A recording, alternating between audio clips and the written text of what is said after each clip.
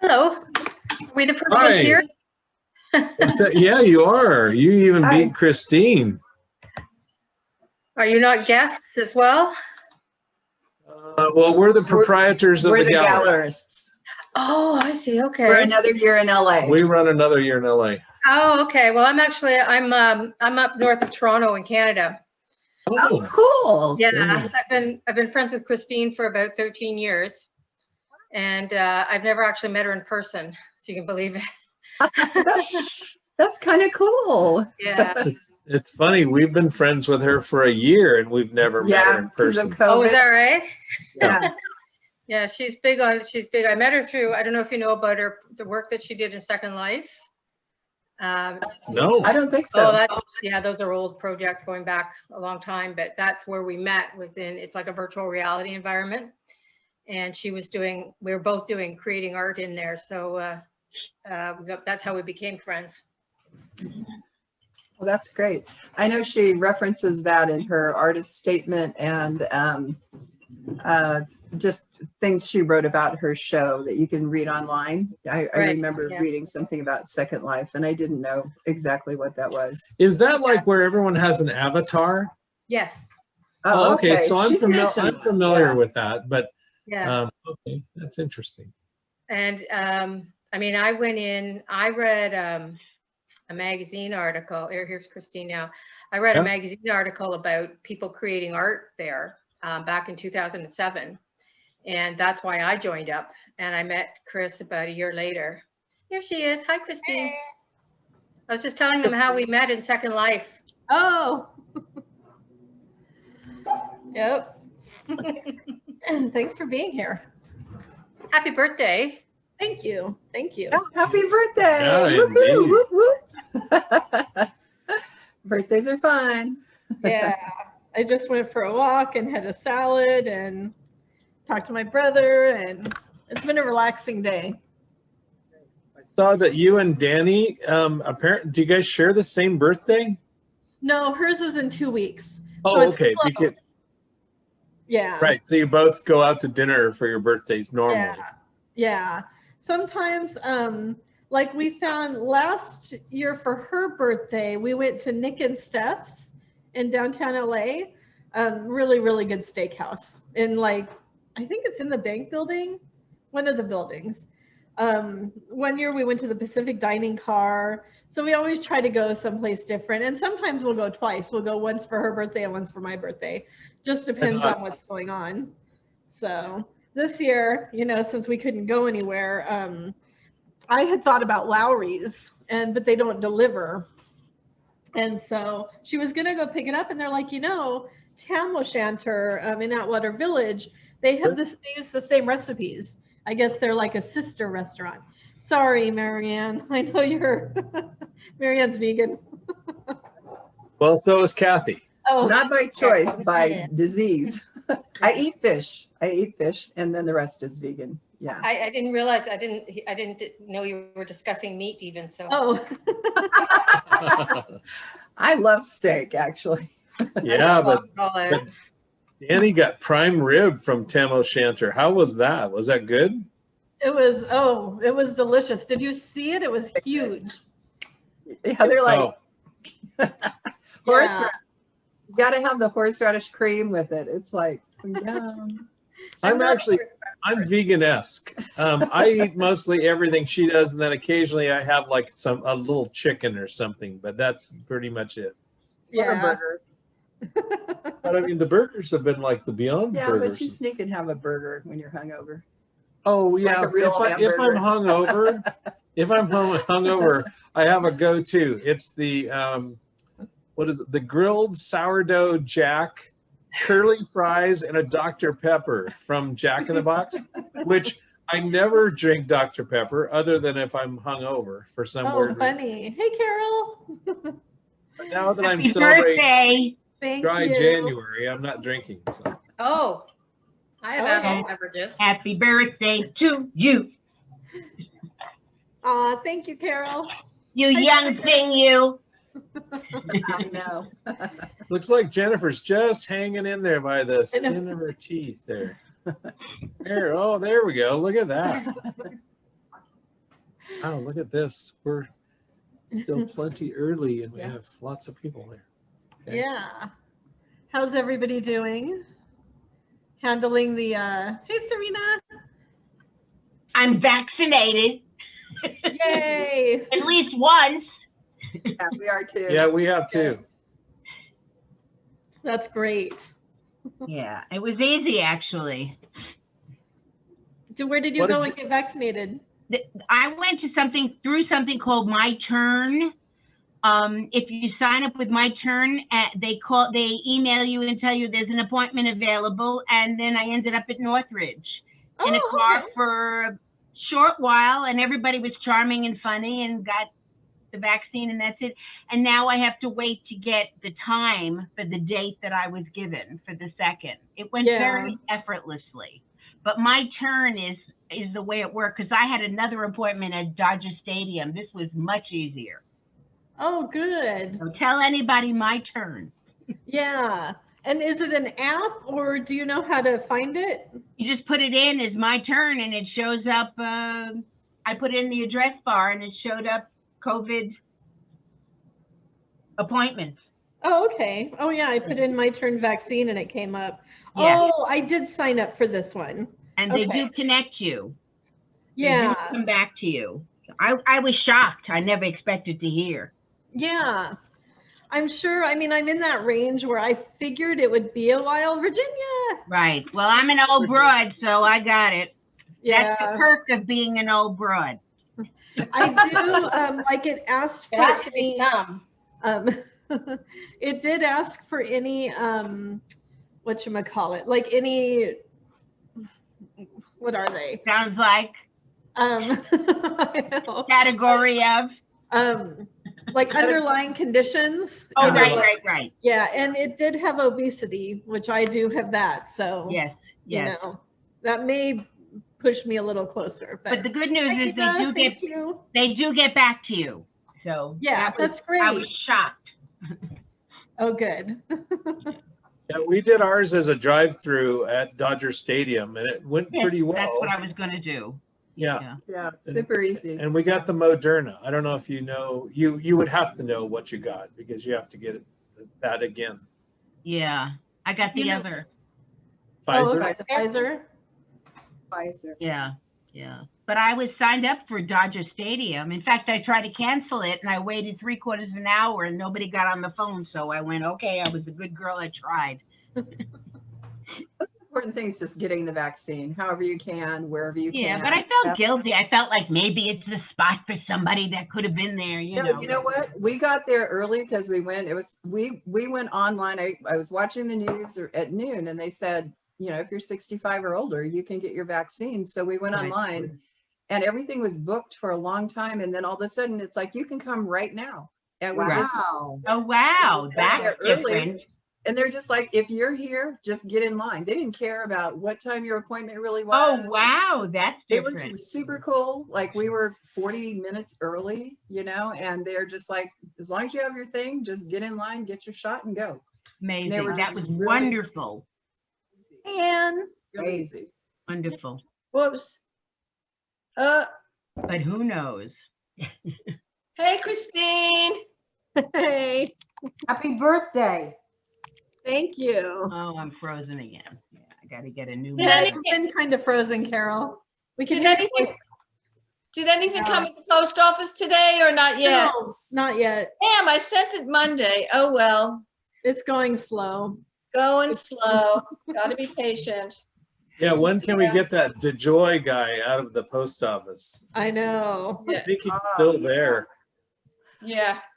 Who's Ridiculous. the new secretary of, what is it, health, you know, that took Azar's place?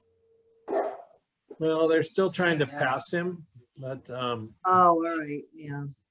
Okay. some hold up. Our now favorite Senator Josh Hawley is holding up the nominee.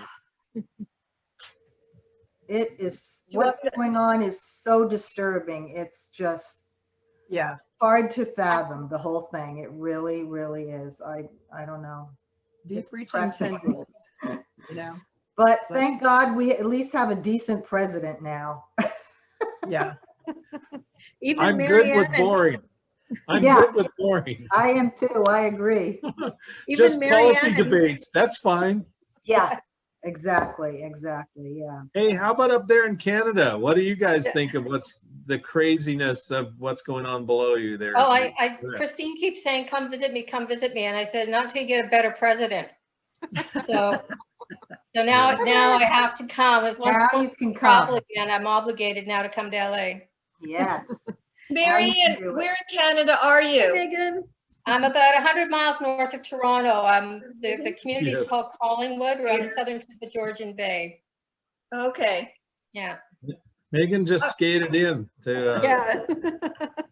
I'm going to be skating there she out. is. Yeah, Hatfields will travel. Yay. totally. Here we are. Oh my gosh, look at this. That's great. Happy birthday. Happy birthday! Thank you. Happy birthday, Kristine. Thank you. Megan, how many hours a day are you on wheels? Yesterday's 7. Oh my God, are you kidding?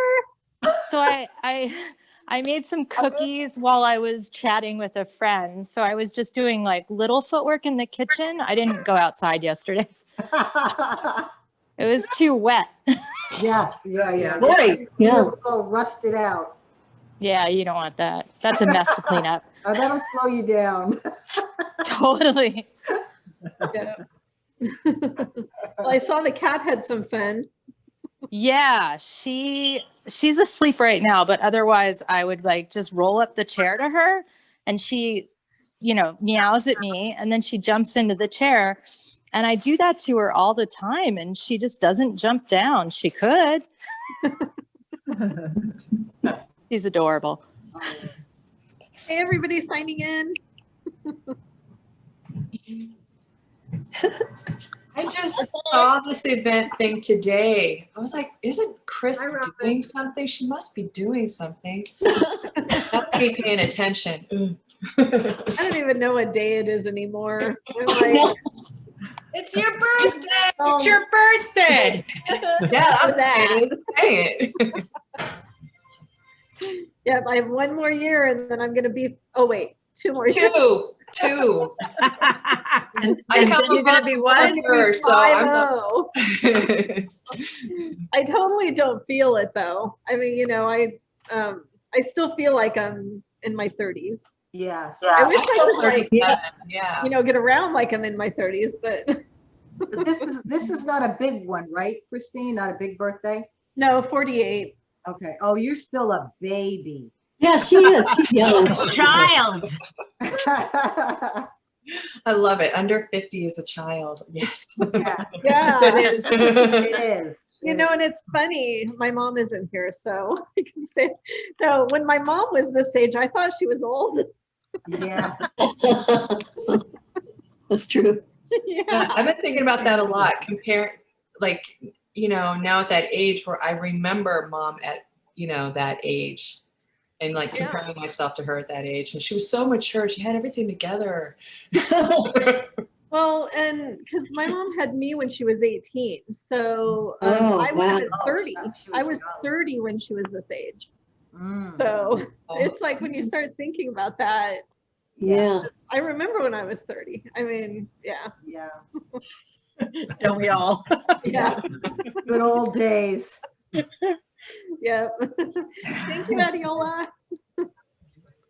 Kristine, happy birthday. Hey, thank you.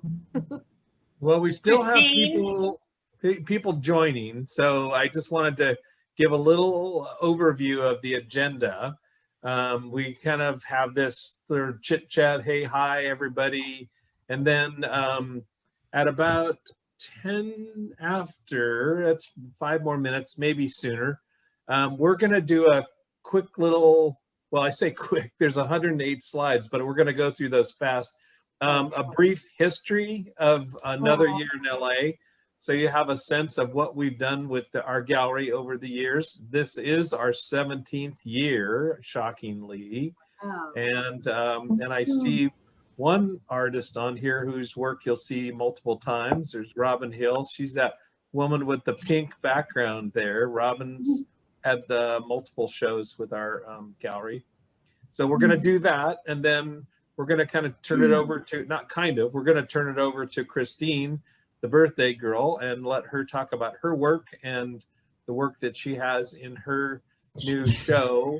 And when I say new, it started in January 1, but starting February 1, there's a whole new section to that show. So it's in 2 parts, as many of our shows are. They're kind of often very time-based. Things appear and disappear, or they're not always present at the beginning, but they invite return visits. So That's cool. so that's the agenda, and then at some point, I guess we'll have to orchestrate a singing happy birthday for. Oh, and on Zoom, that is pretty bad. I'm sure it will be, but It's being recorded. But, You know. but well-intentioned. But what we lack in talent, we certainly will make up for with Love. enthusiasm. So Totally.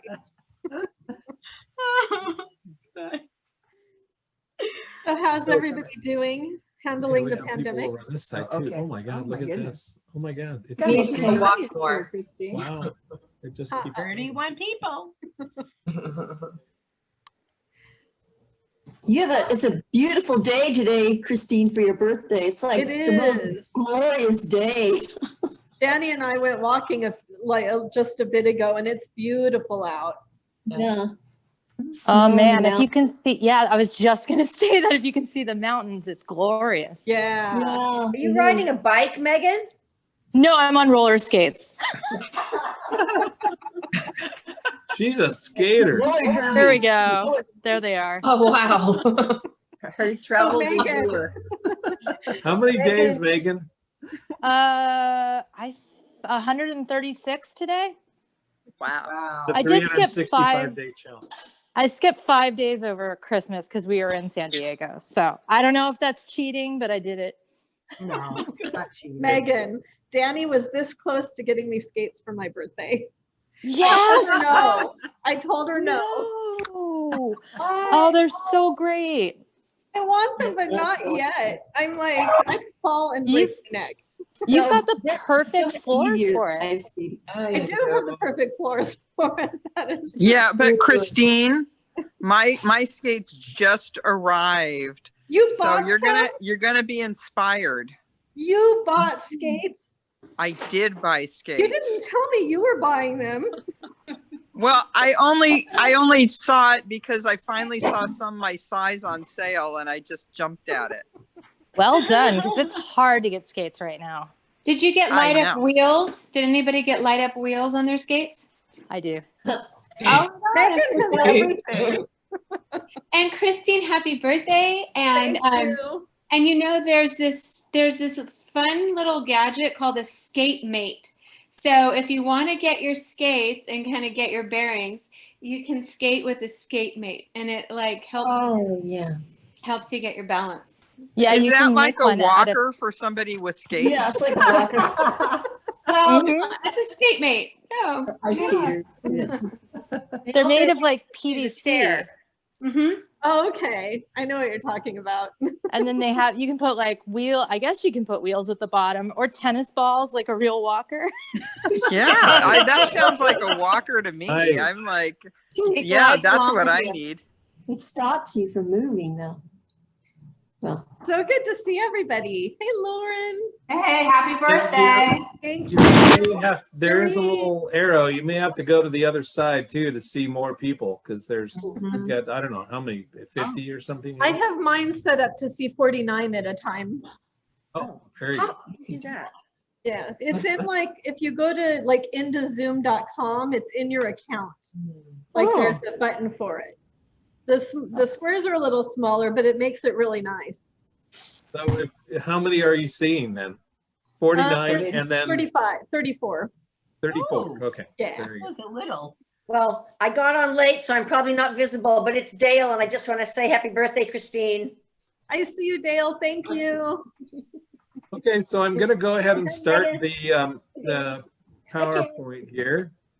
And let's go ahead and start from the beginning. So, so I'm going to give you a quick rundown. We started in February 2005. Whoa, we're moving on here fast. You guys want to introduce yourselves first? Yeah, I guess we should, huh? And I don't know why. you. This is just going on. What? You look great, but I don't know. Why is it doing that? I don't know. It's just doing it. Okay. Well, that shouldn't be doing this. Okay, stop. Awesome, automatically. So, Oh my God. we're David and Kathy Oh. Stone. We run another year in LA. This thing is on a timer. This is a What? exhibit. Okay, here, we're going to start over. don't We're know. going to go through these really Okay. fast anyway. David put way more slides than we talked about. So it is really nice to see, have some perspective and history of the gallery. So David, we came here, David did a project called 1 Year in LA. And then when we decided to go on and do a gallery, we called it Another Year in LA. That's the name. We're David and Kathy Stone. We've been in 3 different incantations for the gallery, one in Glass Elk Park, one at the Pacific Design Center, and currently online. So our first show, after being in Los Angeles and having really interesting people come to David's project, kind of a cradle to grave installation where we built out a gallery space. Peter Frank came to every one of his shows. And so we asked Peter to curate the first show. And so we'll start off with that slide. And Kathy told me not to be too wordy, but Well, okay. So okay, she so gave we're you going to the go through really quickly. So this is from Black Box. The gallery was all completely, all painted, the walls painted black. And then our second show was Linda Day, the late Linda Day, and a show called Pulse. And then in our fourth month in May of 2005, we actually had a show of Stephen Kaltenbach. He's an artist, pioneering conceptual artist, and we represent his work in North America. And so we had our show here in 2005, and this was painted on the outside. It's one of his graffiti stencils. These are just a couple of works from the show, Slant Step 2, and then Become a Legend. These are the art forum ads that he did anonymously in 1968, 69 in Art Forum magazine. And we got a review in Art Forum. Christopher Knight reviewed us in the LA Times, and Peter Frank reviewed us for LA Weekly. So people were like shocked, like, you just came here. How did you get all these reviews? And it was really more like, well, we just have always tried to choose good work, not necessarily things that would sell, but just great work. So moving on, this is a show called Abecedarian.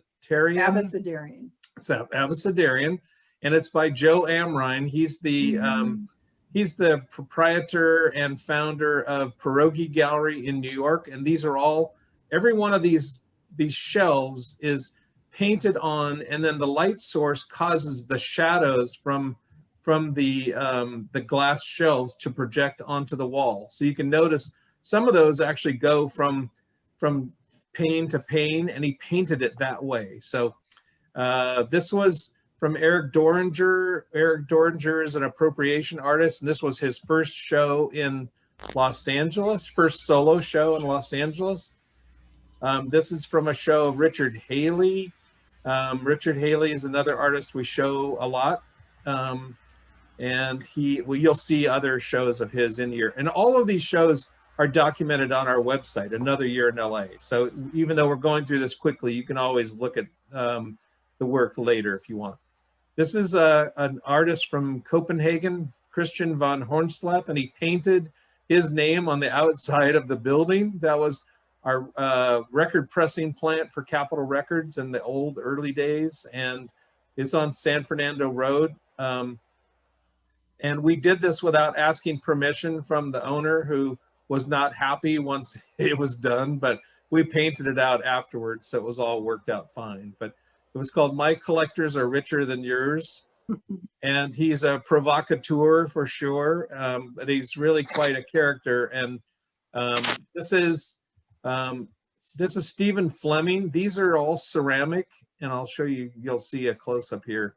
They're these weird, creepy, kind of like human forms, sort of, but Bandaged. bandaged, but they were just beautiful, actually. This was called Gift Shop. This was our first gift shop show, and just the whole gallery was just full of stuff all over the place for sale. And those are Klaus Oldenburg pretzels there. Those are Mark Mothersbaugh collages, and David Burns little babies there. Bruce Nauman, Cane Dance, a lot of work. Then we had a show of Stephen Kaltenbach again. You'll hear Kaltenbach again.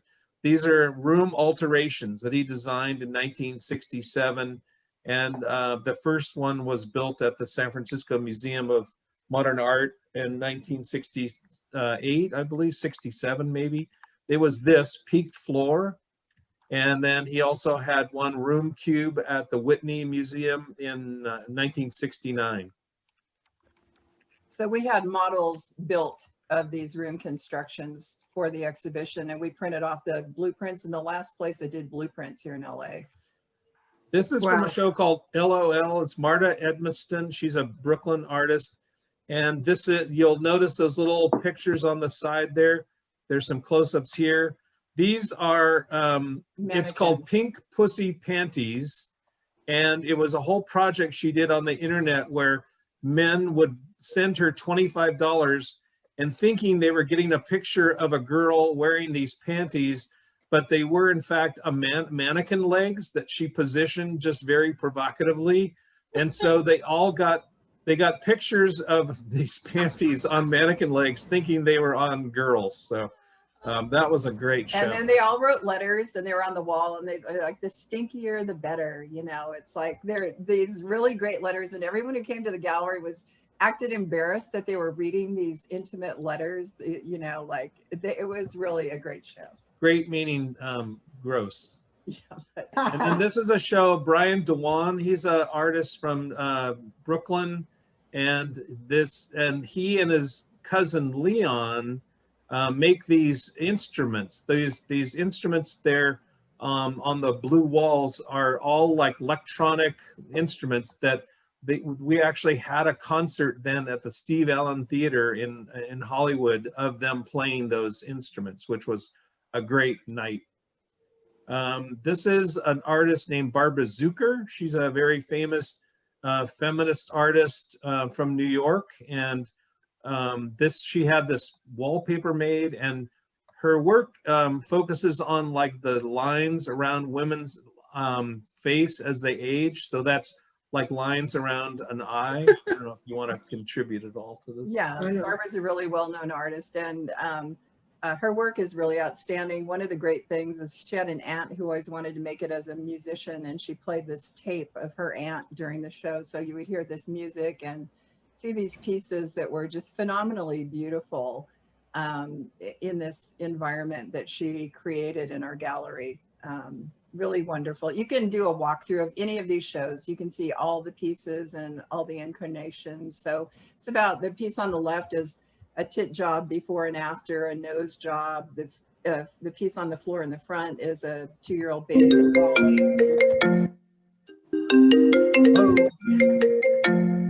This is a show called Red, Yellow, Blue. That's a light bulb piece of mine that is spells out the word R-E-D, red, in Braille with red light bulbs.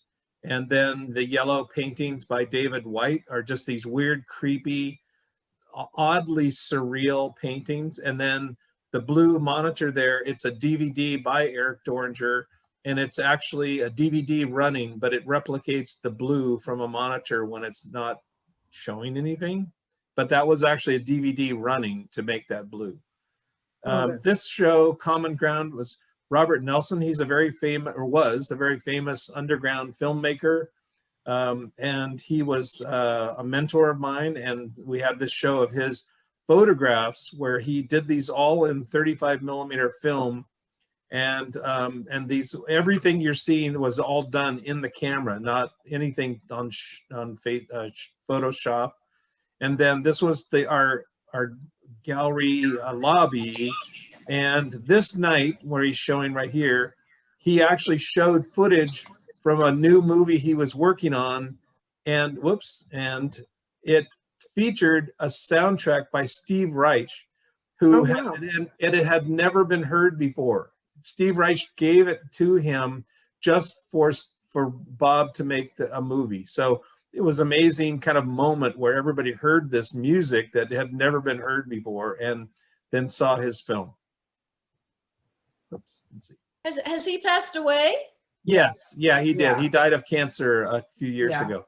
You know, if you go on YouTube, there's a great film of his you can see. It's called Blue Shut, and it's BLEUSHUT, and it's a remarkable movie. It's 30 minutes long, and it's just incredible movie. This is okay. Go ahead. What was the name of it again? BLUE. BLEU. Shut. SHUT. It's great. He was home based in the Bay Area, right? Yeah, he was. Yep. Yeah. Yep. This is a show of Stephen Kaltenbach's time capsules, and inset in the back wall, back in the wall is this wisdom time capsule, and this was a remarkable show of his time capsules. So.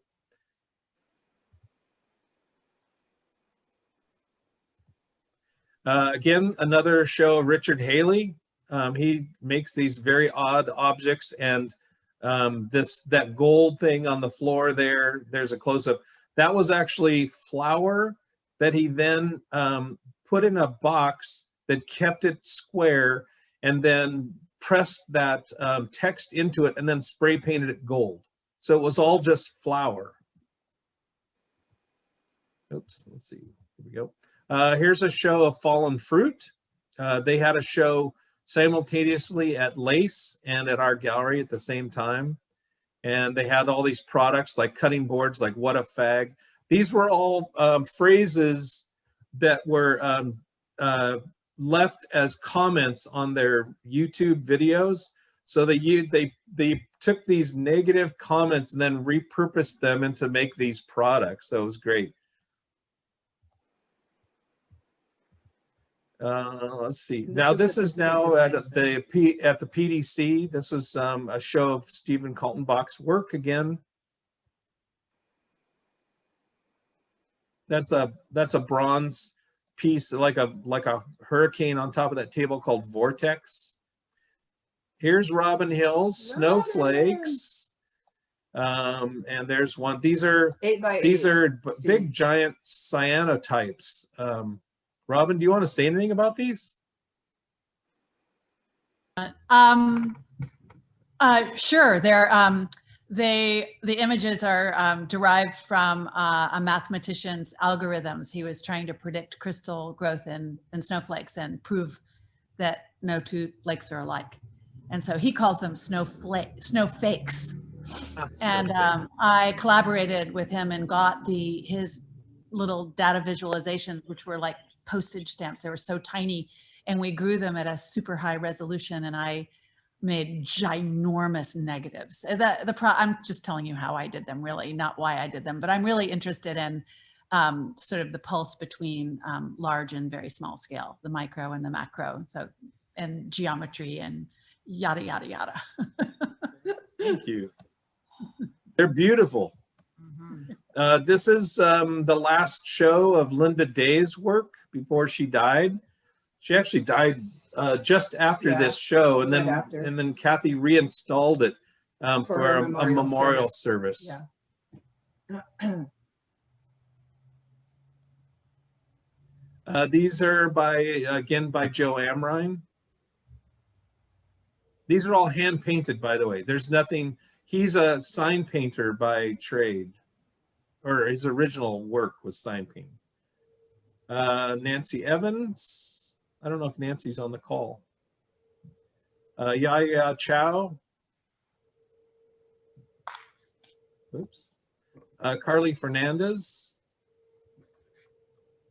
This was another Richard Haley show. This is where, and that the wheels that you see in the front there, and then that big box, that was actually a hole that he cast that hole in Detroit and then shipped the mold to California, where it was then rebuilt so that it was recast in dirt to make to bring that hole from Detroit to Los Angeles. Just works from Richard's show. That finger in the water is just a great. He does all these creepy things with fake hands and fake body parts. Those aren't real hands. Prosthetics. It's Yeah. fantastic. Paintings by Mark Emerson. Again, this is our PDC space. There's Vincent Johnson with his photographs. This was a photography show. Rachel Sussman, the oldest things in the world photographs. She's from Brooklyn. There, Brooklyn is Caroline Cox on the left there. This was a show called Swerve.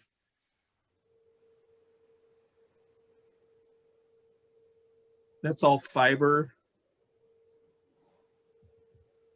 This was a black and white show. Kathy's neon in the background, Ascension. Marta Edmiston's photographs of men waiting outside the New York Library in hopes of meeting. They're cheating on their spouses, so she photographed them from across the street, these men waiting to link up with somebody that, you know, they shouldn't be, I guess. Paris Patton's sculpture, Stephen Kaltenbach. This was Osman Khan. This show was amazing. This is what you saw, that gray wall, the stacks of orange, the stacks of newspapers, very few little things hung on the wall. And then when you go around the other side of that wall, it was described to me as being inside of a pinball machine. It was all this crazy videos and just sculptures and just things all over the place, which counteracted that sort of minimal entry that you saw there. And there's Kathy and I with Osman Khan.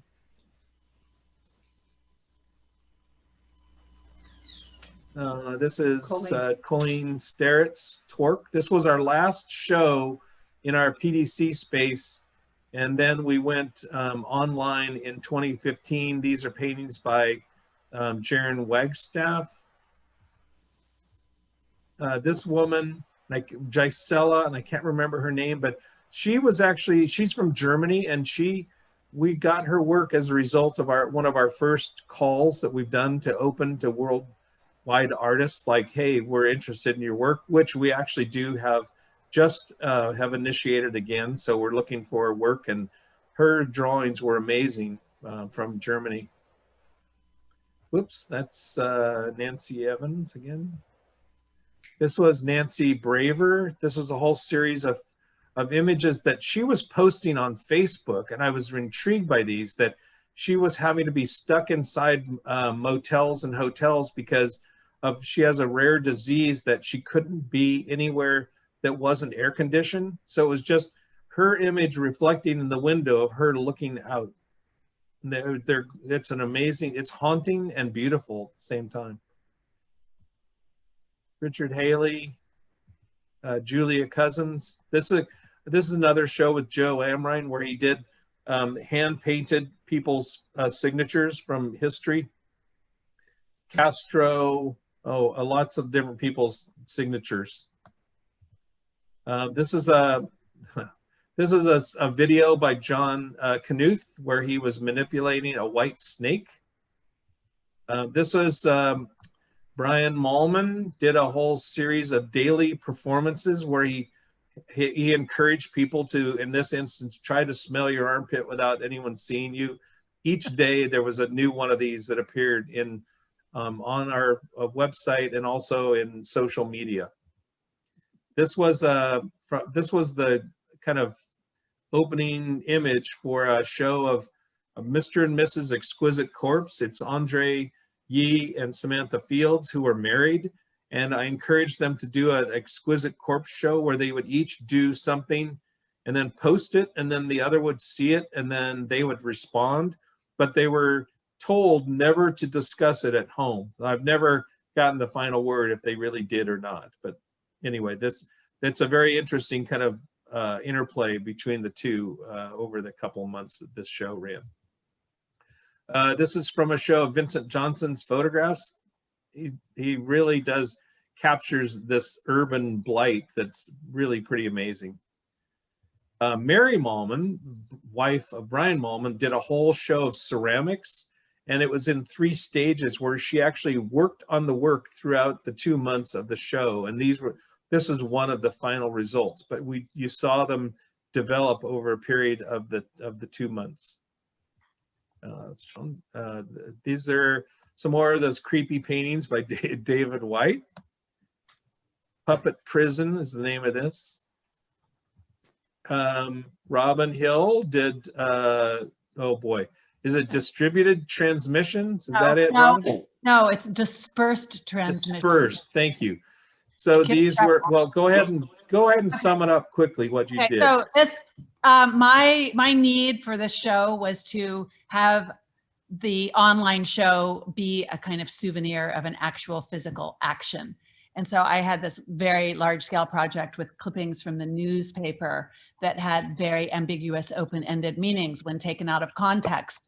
And I asked, at David and Kathy's suggestion, a list of critics, curators, fellow artists to distribute them throughout LA. There were 450 of them. And then the online exhibition were photographs of their placements of these stickers that I created.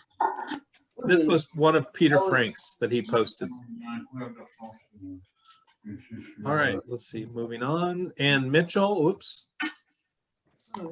This is a show of an artist in Sacramento, David Van Hulsen.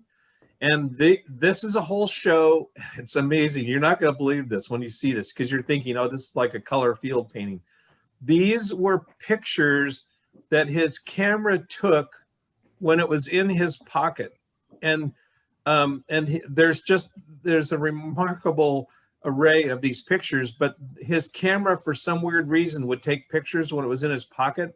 So it would go through the fabric of his pants, or there's a lot that are just black and white. There's a lot that are color, and none of these are altered. They're all just what his phone took in his pocket. Robin Hill again. My gosh, are we getting tired of Robin Hill or what? Just kidding. Okay, I'm just going to move on because we're going to see another Robin Hill here soon too. This was another exquisite corpse show. This started out with a square a line drawing of a square and a dot, and then what happened was artists around the world could download the image, alter it in some way, and then upload it, and then the last image was then closed, so you could no longer alter that one, but you could only alter the newest iteration. And this is one where then Brian Mallman took it, cut the face out, and then added that finger and made it sculptural as opposed to just being 2D. So again, it was that was one of those shows where we had no idea how it was going to end when it ended. Oops, Robin. Jaron Wagstaff again. These are now we're up to 2019, folks. This is a show that I saw a Cole Case on the left and Samantha Fields on the right. And I was seeing these images they were posting on Facebook, and I was like, oh my God, this is so perfect for like a COVID show. And so we did it together, side by side images, and it was called 6 Feet Apart, in it all together. So that was a great show. They're all great shows, of course. Here's again Robin Hill, and that was the Denotations show. And then I'm going to end with Richard Haley's videos with this. I love this. If anybody saw this, and very few people did, the hand would come out from that little cutout of the sky and then scrape away at that dirt surface below, and it lasted for like 40 minutes or something, where he was trying to scrape away that with this little brush that he made.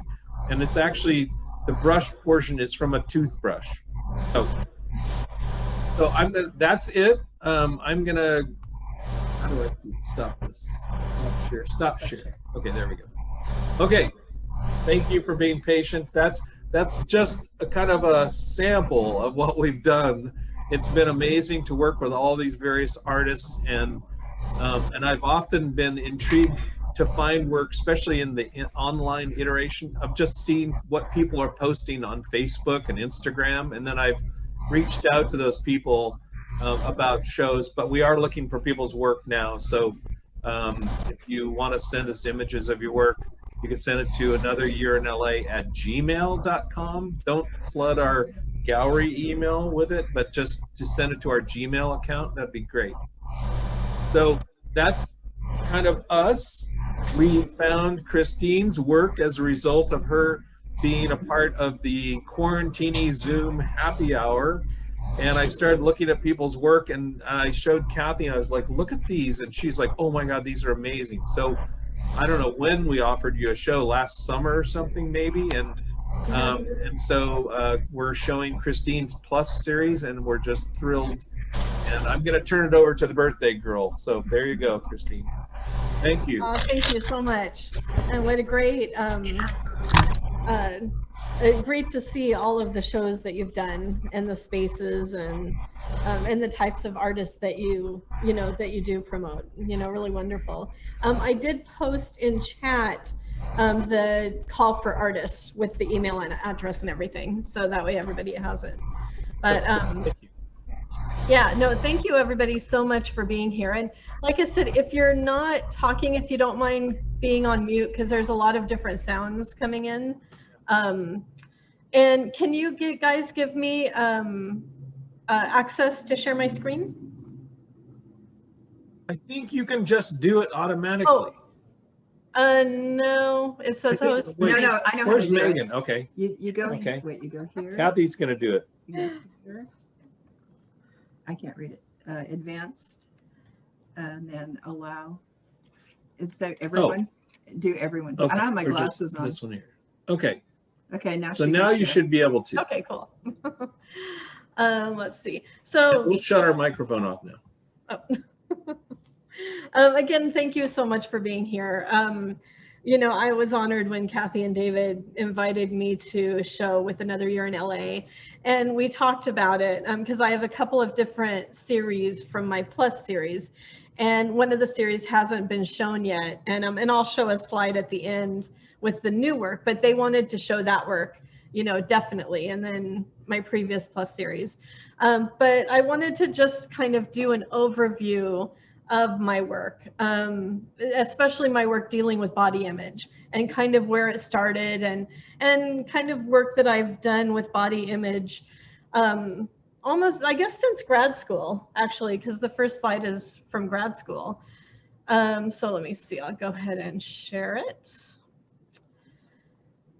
So when I started grad school at Cal State Northridge, I was getting my master's degree in art history, or I got my bachelor's in art history, and I was working on my master's in art history, and I was a painter. I have been painting for 20 or 30 years now, and I decided to transfer from the art history program to studio art. There's a long story about that, but best decision of my life ever. And so I transferred to the studio art program with Samantha Fields. And she looked at my paintings, and I showed her what I was doing in Second Life. And I know some of you know what Second Life is, but in case you don't, Second Life is an online 3D platform, a virtual platform, kind of like a video game. So like World of Warcraft or The Sims, or something like that. And you create an avatar or a representation of yourself, and that is who you are in Second Life. So I had joined Second Life in 2006. My avatar was this figure here, Gracie Kendall, and she was my ideal self. When I joined Second Life, you could be anything you wanted. And so I wanted to be tall and thin, blonde, curly hair. And I pretty much stayed like her, even today. I go in every once in a while, and she still basically looks the same. And so when I was getting my master's degree, Samantha had asked me, why my avatar looks like that. And so she really had me do a deep dive and kind of you know, really get into that. And at the same time, I realized that I had an eating disorder. I mean, I've had an eating disorder probably since I was 2 or 3, when I climbed into my brother's crib and started eating his, you know, the Easter bunnies on the shelves above his crib. But you know, I didn't realize it until I went to therapy, and until I really started to, to talk about it.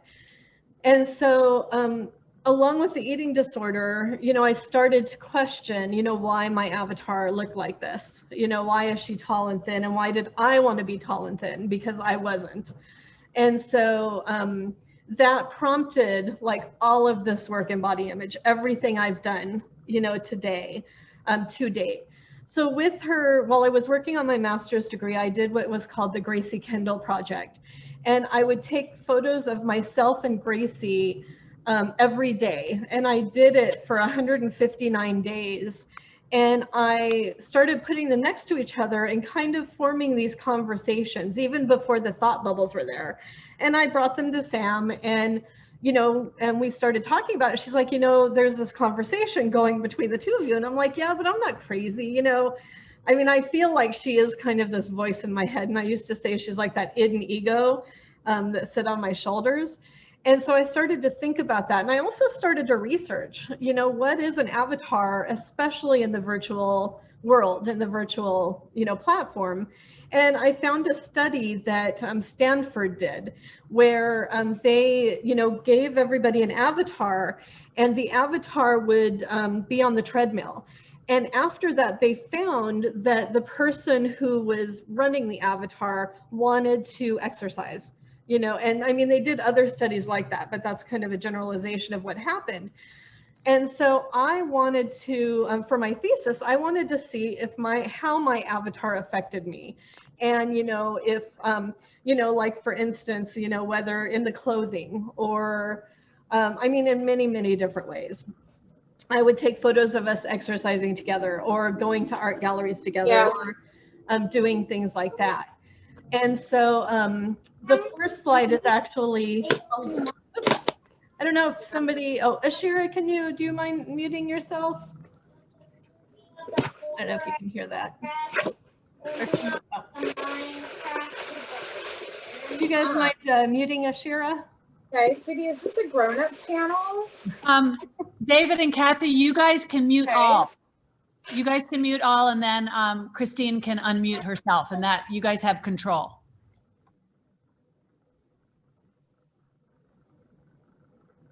She may have done it, or I don't hear anything now. Yeah, she did. Okay. Oh, okay. Thank you. So this comic that I'm showing here that I did was later on after the 159 days.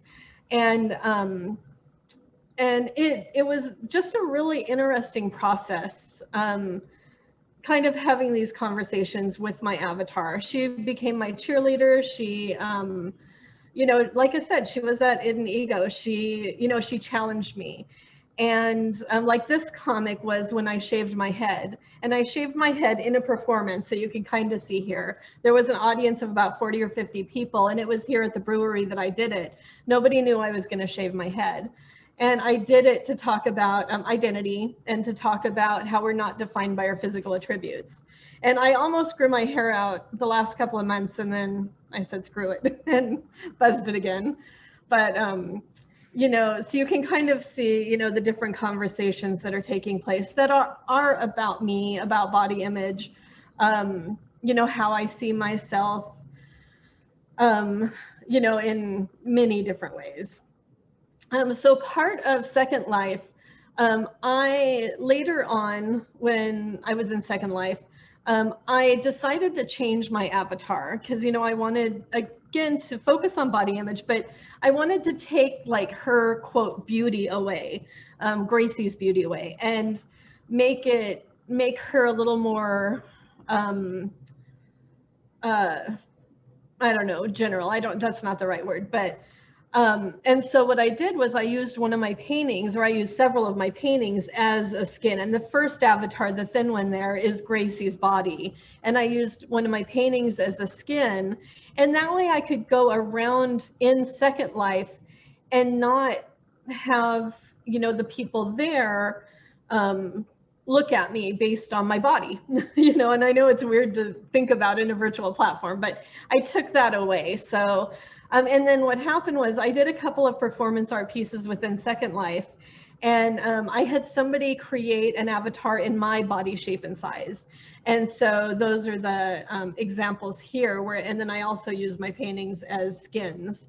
What I did then was I took it into real life and I started painting mannequins to, you know, kind of bring the virtual world into the real world. And so the first mannequin there, I did, I think 6 or 8. Now I can't even remember. The first one, you know, is just a regular mannequin. The one on the right is supposed to be a plus size mannequin, but she's still, you know, she's like 6'4" and thin. But, and actually Lauren's here. That one lives with Lauren now. But I started taking the mannequins around town to, like, the one in the middle is Rite Aid, the beauty section of Rite Aid. And I wanted to kind of continue the conversation of what is beauty and what do women do, you know, to make themselves beautiful in different ways, and just to ask those important questions. And I took them up to San Francisco. I took them, gosh, to Ventura, to San Diego. I took them kind of all over the place and took a lot of photos. And I think on my website, it's kristineschomaker.net. I think there's a page on there called Avatar Simulacrum that has a lot of photos. I took one, I was going to share it in front of McDonald's, you know, because I just thought that was really interesting. And then what happened was I cut them all up. I mean, the ones that I didn't sell, I sold 2 or 3 of them. And then I decided to cut them all up. So in a lot of my work that you'll see, I deconstruct a lot of it in order to reconstruct it to form a different kind of beauty, which we all do to our bodies in so many different ways, you know, through plastic surgery, through gaining and losing weight, you know, yeah, so many different things.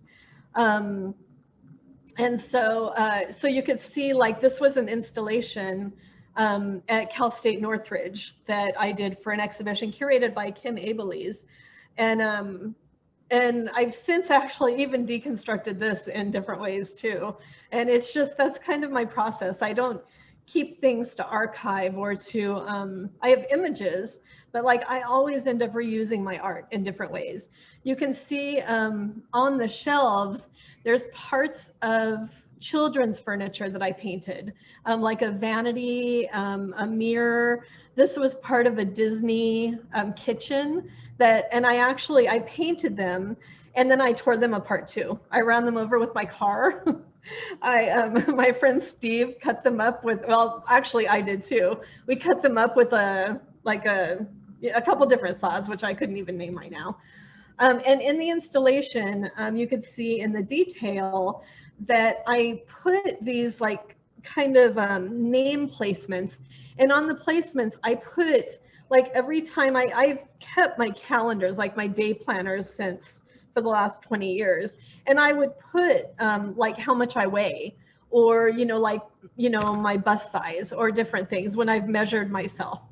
And so on each of the name tags, I put like the date, and then I'd put like, whatever my bust size was, or my weight was, or, the different like measurements that make us up, throughout time.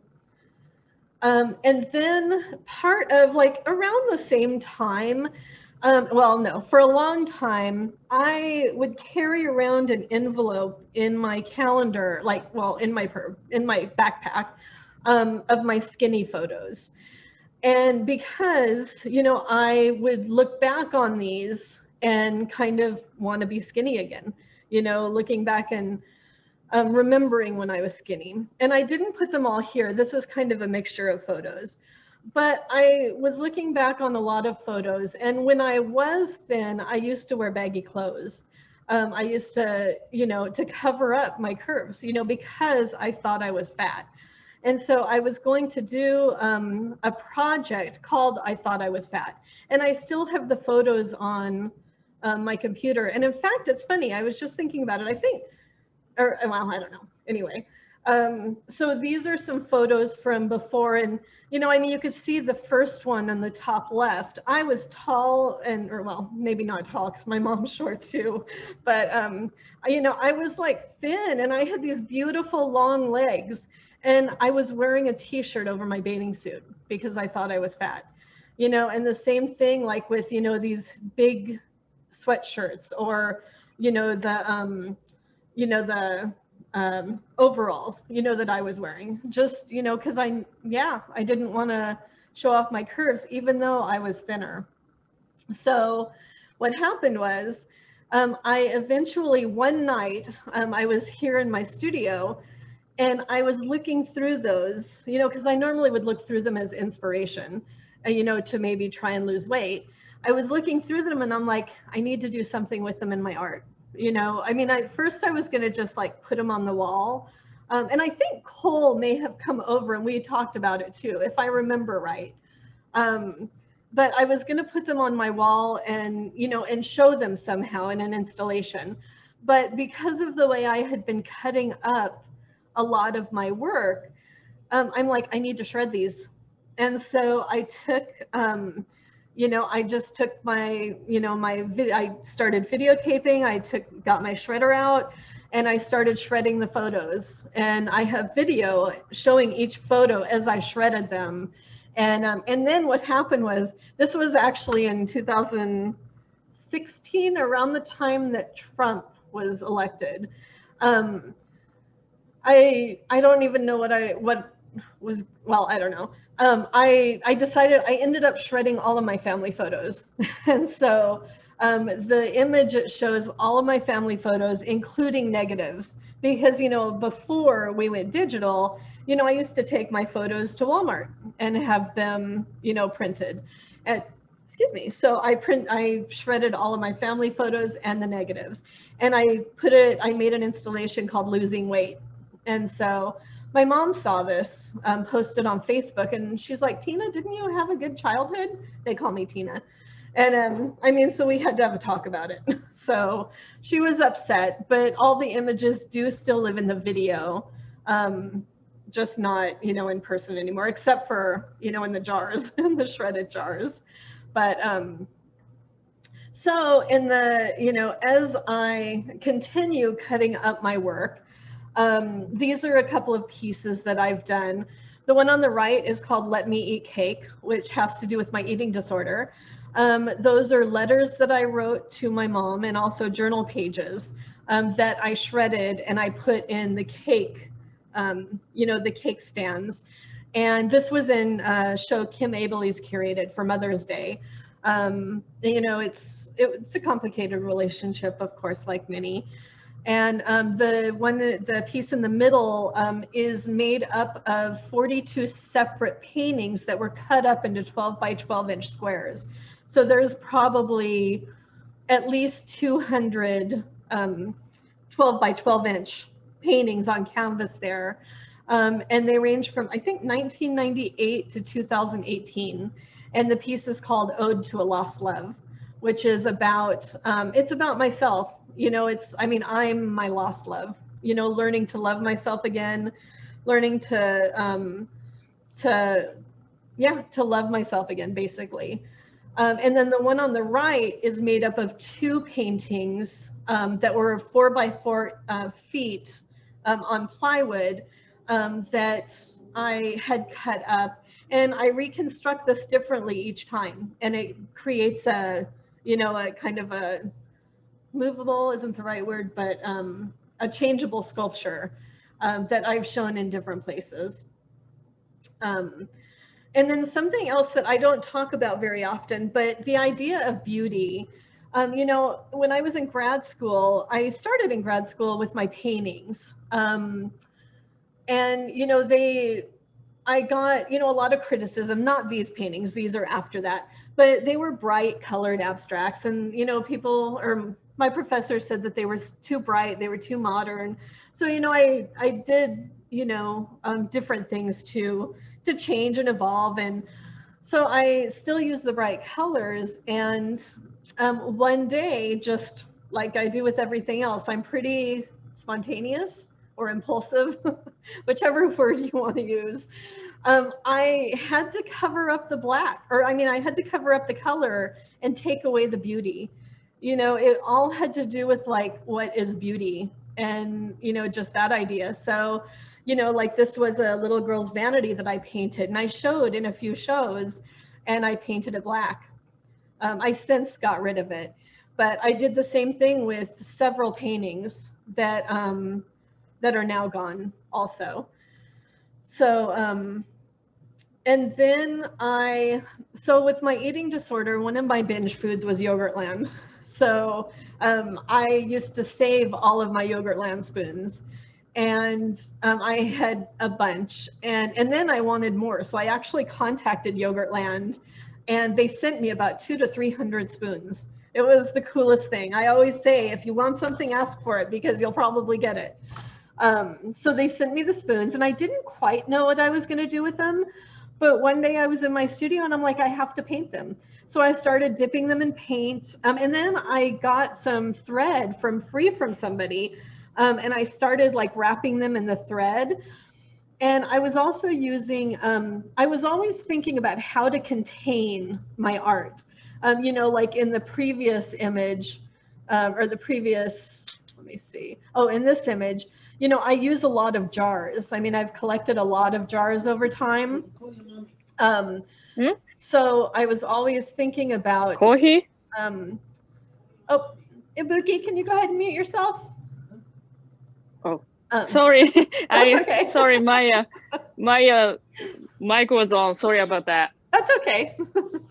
But I'm always thinking about how to contain my work.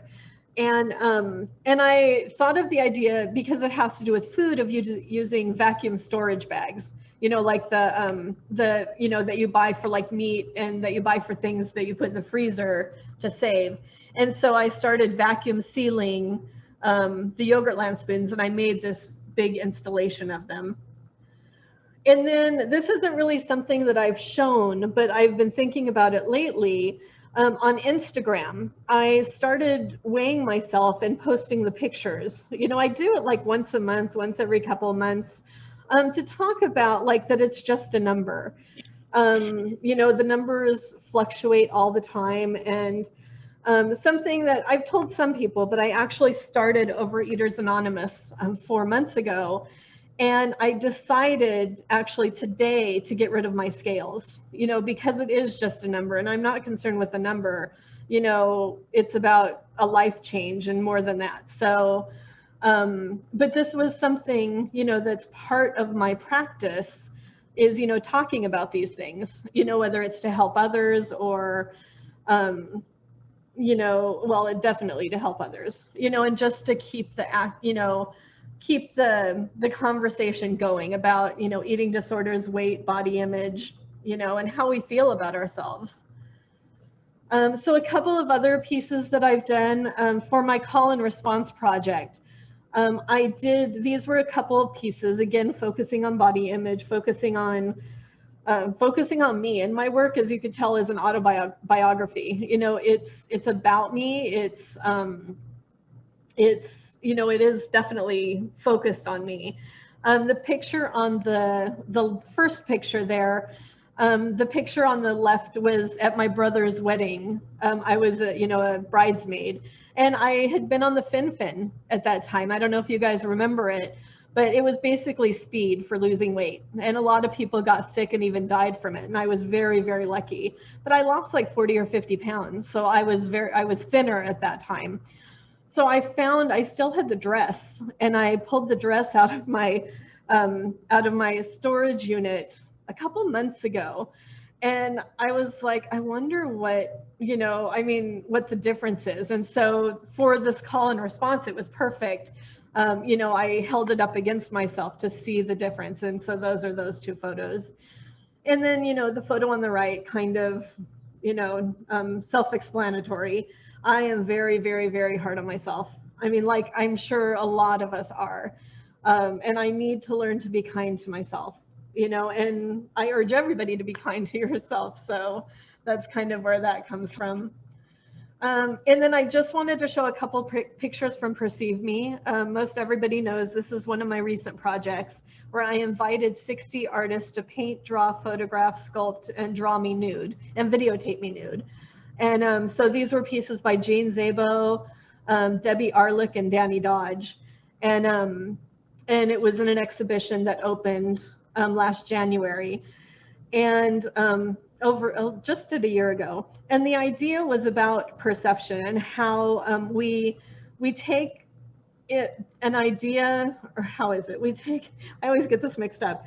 We take our own self-worth oftentimes from how we imagine others see us. And so I wanted to see myself through somebody else's eyes. Of course, somebody's knocking at my door right now. And then we come to my Plus series. I'm hoping it's just Amazon and I'll leave it there. And this is the series that you can find on Debbie and Kathy's website, Another Year in LA. And these were done, this first part 1 was done in October of 2017. It was not planned. I was in Ventura for a couple of art shows, and I was staying at the Crown Plaza on the beach, and this was the door going into the bathroom. And I'll show you a picture of that in just a second. All I had was my cell phone at the time. And I think I woke up early that morning, one morning, because I was on the beach. I'm like, okay, I need to wake up and see the sunset, so the sunrise. So I woke up, I saw the sunrise, and I'm like, oh, screw that, I'm going back to bed. So I had left the light on in the bathroom, and I saw the light coming through the door, and I'm like, ooh, so I'm like, why not, play? So I took my cell phone. There was like a glass in the bathroom. I leaned my cell phone up against the glass on the bed, and I put it on burst and timer. And so I kept having to go. It only shot 3 at a time. I kept having to open the door, go around, hit, the shutter button, go back around and like pose, 3 different poses. And I shot 350 photos at this time. And so here's a couple of them that I shot. Here is, I wanted to show like a behind the scenes. I had gone to the Crown Plaza like 2 years later, and I took my camera. So that's the first shot is when I went back. But you can get an idea of what it looked like in the room. And it's like, who puts a sliding door like that facing inside the hotel room? I mean, what about privacy? And I don't know. That's what I was thinking. But so you can kind of get an idea. And then the one on the far right, that's how the image came on my camera. So my good friend Todd, who lives in St. Louis, he's a graphic design guru. I sent him all the images for this and the next series, and he edited them all so they would be like this. And I mean, amazing. So there's a lot of work, behind the scenes, especially because, it's not all even, which he gets on me about all the time. Like, he has to like skew, fix the skew on the images all the time. But so the show, I just wanted to show you to give you an idea. I did show it in person. So here's what the framed pieces look like. And those are actually for sale on Another Year in LA. So if you go to the website, you can purchase them there. And then I also did the series that are hanging from the ceiling that are transparent, and those are in storage. But so, and here's some more of the framed work, just so you can get an idea of what they look like when you purchase them. So then with this project, so I think it was like March or April of 2018. Steve was doing my floors in my place, and I had to stay somewhere. So I stayed with my friend Diane Williams, and I was with her, and she had a glass shower enclosure. So, you know, of course I got the idea of like leaning against the glass. And I got the idea from like Anna Mendieta, who used to play with like glass on her face, like, you know, blurring or distorting herself. And also Jenny Saville, who used to do the same thing with her body, which are amazing. So I know previous artists had done that before. And I don't have those to show, but I did like, and it's funny because everybody, you know, I had friends coming out saying, I have a glass door you can use. Come over and, you know, you can, you know, use my bathroom or my shower or whatever, you know. But I, you know, and I just couldn't at the time. But then I went to the Hard Rock Hotel in Palm Springs. And this is the new body of work that's going to be on the Another Year in LA website starting on Monday, I think, the 1st. And so here's just a couple of samples, but the door is different. It was tall and thin, and it's also a little less transparent, which I kind of liked playing with. And I probably shot 500 photos. And these were all with my camera instead of my cell phone because I was prepared. I knew. So, so yeah, I think with that, do you guys have any questions? Or, I mean, I saw a thank you for all the wonderful remarks in chat. But yeah, I mean, if you have any questions, they are in color, Heather. Those are all color. They're not black and whites. That's just how they came out.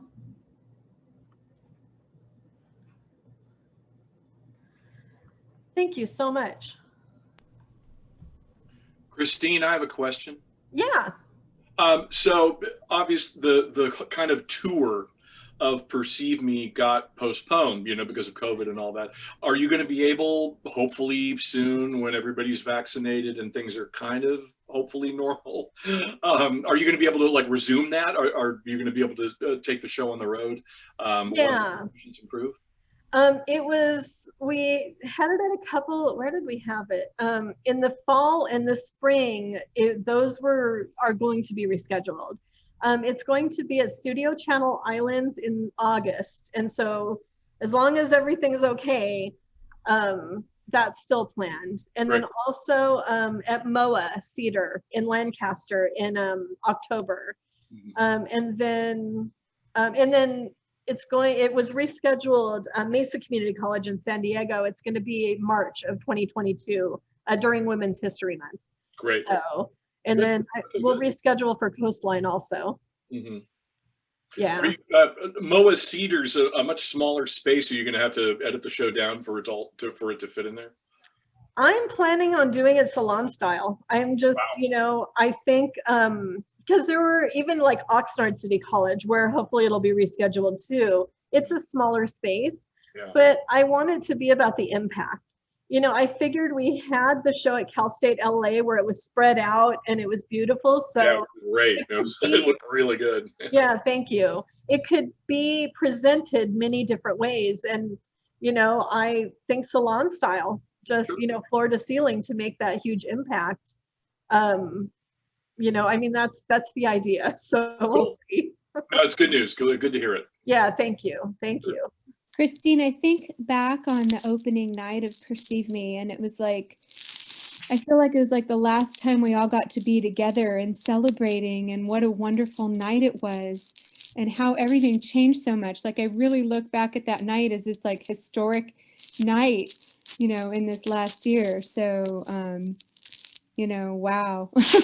I'm surprised that, I mean, that I have heard nobody was sick during that time. I mean, you know, it was January 25th. It was like, you know, COVID wasn't here that we knew of, but we don't know. You know, I mean, March 16th is when we all, or 12th or something, is when we all went on lockdown. The show came down February 25th. So it's like, I was actually sick the middle of February. I went back out to Palm Springs because I was going to Art Palm Springs. I was taking my camera because I was staying at the same hotel and I was going to shoot more photos. I was sick. I actually came home the next day and it was like a sick that I have never been before. Luckily, it only lasted like a week, but I still wonder if I had it. I mean, you know, it hit me like that. And, but I would be surprised. I mean, there were 600 people at the opening. So it's, yeah, just crazy to think about. Hey, Kristine, I'm kind of wondering about, it's fascinating and beautiful and wonderful to watch the evolution of your work. I'm wondering how that relates to your feelings about yourself these days, like especially the most recent bodies of work. Does doing the work help? I think you've helped so many people who see the work, but I'm wondering what the effect of doing the work is on you. Good question. If that's too personal a question. No. Just tell me to go to hell, I pose nude in front of people. It's not necessarily personal. No, it's really interesting because all of my work about body image, part of it has been about learning to love my body, and which is a work in process. It's there are days that I do and days that I don't. It is interesting. After Perceive Me, I was kind of done. March and April, and especially because of the pandemic, I was kind of happy that things got closed and stopped, and plus I was going 150 miles an hour, and it's I needed to slow down, but I was kind of happy that things got postponed because I didn't have to face myself. And these are things that I've thought about a lot over the last year. And in fact, I even, probably told Danny, or I'm sure I've talked about it, that I wasn't going to do body image work for a while. I did my drawings and my paintings, and I was going to, get back to that. And then I did call and response. And so I was paired up with Ibuki, who's an amazing performance artist. And I'm like, I have to do something with my body, So I ended up, doing more work about body image, and it was easier though. It was, it was really interesting. It was easier to do because I had that time and space. But again, it was about learning to love my body, and, the idea of fat activism, body positivity, and, all of that. But a few months after Perceive Me, I came to this revelation that I wanted to be thin. And I haven't really told that to many people either. And maybe not, well, I wanted to be thin, which was also equaled healthy and fit, because I still have my, an eating disorder, which I'll have the rest of my life. It's an addiction. And that's why I started Overeaters Anonymous, to work on that. And, but now that I'm an Overeaters Anonymous, it's really interesting because I'm not in there to lose weight. I'm in there to live a better life and to get to know myself and to love myself as I am, not the body, but everything on the inside too. So, it's an amazing program. Any 12-step program is amazing for that. So, the work on my body, the art that I've done, has helped, it has challenged me. And, I have my journals that I write in all the time about, my body and about, all my thoughts on this and, and things like that. So, I do want to be thin, and, and I am working on that. And in fact, I don't know, but, I was thinking about Perceive Me. It could be interesting to have some of the artists do another portrait of me thin, if I lose weight, and put them next to each other in an exhibition and call it Perceive Us. And I don't know, that's just an idea. It's a thought out there. But it's still, because even, in OA, there's women that are thin that say the same exact things I do about their body, Exactly. Yep. So it doesn't matter what size you are, it's, because it's all inside, it's all, and how I've felt about my body has been shaped by years of the media, by years of family, by years of, friends, by years of me comparing myself to others, by many years of a lot of different things. And so it's going to take time for that to unravel, but I'm working on it. Oh, thank you. Thank you for saying all that. You know, it's interesting also the thought that you finally, after all this time of working on it, that you're throwing away your scales. You know, yes. like it's like throwing away the critical judge, you know, like this external force, and determining what's going on with your body from the inside rather than from some mechanical thing on the outside. Is that just my interpretation, or does that feel, you know? No, I think that feels about right. Yeah. It's, you know, I was cheering. Yeah. You know, it's interesting because I never really used to weigh myself that much. And then when I got, except for art, I bought those scales for art. I didn't own a scale for like 15, 20 years. And then I thought I need to do something. I mean, it's obvious, you know, using the scale for art. I bought a talking scale. I have a talking scale that I'm giving away. So if anybody wants a talking scale or a regular scale, it's yours. Nobody's picked them up at the brewery yet. But oh, I saw Herbie and now I'm like, I'm like distracted. Danny's dog. It's just a shaming tool. Yes, exactly. And yeah, being in OA, when I joined OA, I started weighing myself almost every day, every other day, and, you know, to see if I lost weight. And, you know, and that's also like a compulsion. And, you know, and so I'm getting rid of it, you know, out of sight, out of mind. But also, again, you know, I want to notice that I'm getting better because my clothes are looser and because I can walk up a flight of stairs without being out of breath, you know, things like that. So, yeah. Kristine, I really, Olga and then Nareed, I think. Oh, okay. Yeah. I really love the way you went from the avatar being the agent and exercising some agency to where you are the performer and exercising your own agency. I love the progression of that. But early on, I got a little confused. I mean, you had the avatar and then you had the cut-ups in the jar. What did you cut up? The mannequins. Which it was a mannequin with your paint. Oh, so okay. The avatars had my paintings on them virtually, digitally. Right. And then I painted mannequins to mimic, you know, mannequins to become avatars with painted skins. And then I cut up those mannequins. Wow. You cut out the outfits that the mannequins wore, right? No, I cut up, they were fiberglass mannequins, and I have video of it actually. I was with Steve Zaleska. We were out there with his electric saw, like actually holding a leg of a mannequin and cutting it out. I would have loved to see that. Yeah, I'll have to find the videos and share the videos. Thank you. It's great job.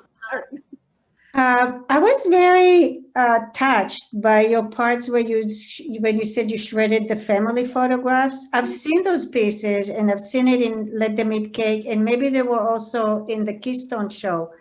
But I always liked those pieces, but you kind of never really talked much about them. And I think that's very strong. And now that you're doing your two shows, are photographs and really large transparency and real photographs. So I think it's very interesting how you keep a format, but you're just moving, you kind of developing with it.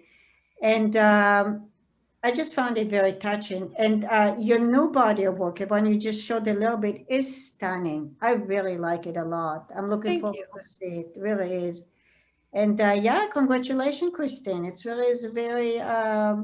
very touching to see all your work and the involvement and a lot of it. Good for you. Thank you, Nareed. It's so good to see you. I know. Good to see everybody too. You know, the previous work, you know, kind of like what I had said earlier, like the installation with the cut up mannequins and all the jars and. You know, I mean, I showed it here on this back wall for a long time. And then I had it in the exhibition. And you know, I don't know, like a lot of art, it's like, then what?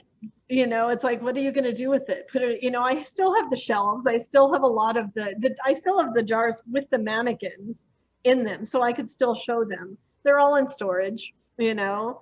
I haven't applied for shows just because I've been busy, you know, with a lot of other things, and I've been moving on with my art. So I mean, I figured they're on my website. I'm hoping, you know, maybe somebody will see them there, but it's like, you know, I'm not actively soliciting them out there. The same thing with losing weight, you know, and actually that changed. And it's funny, I tried to find a photo of what it looks like now. I got, and you guys may have remembered, I posted on Facebook, I was looking for clear bags that like comforters and sheets came in. And so I put like the shredded parts of the losing weight of the photos in those bags. And so now like all of the,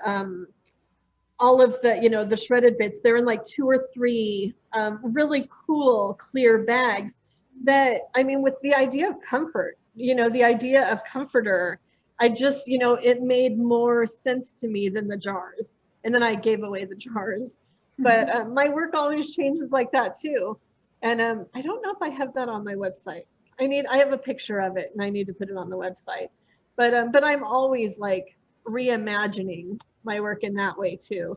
I had cut up, I did like 6 or 7 pieces of children's furniture. And, you know, and they were all painted with my signature style.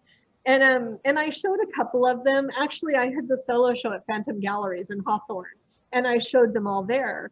And then I cut those up. And like I said, I ran over them with my car, and then Steve cut them up with the, you know, the saw. And what I did was I actually drilled holes in them and I wired them together. So I don't know if you remember, they showed at Art Share where I had them hanging from a ceiling. There were like just these different parts from children's toys that were hanging. And then after that, when he was cutting up the mannequins, I'm like, okay, let's cut the children's toys up even more. And the children's toys ended up also being in the jars and the bigger pieces were on the shelves. So, you know, I'm always like, it's interesting. Part of it's space, you know, but it's also like, if I just have a better idea of something, then I just run with that too. So. Are there any other questions or comments, or anybody want to talk about anything? I would like to say again that your beautiful silhouette pieces, I see them hanging in museums. They're just so powerful.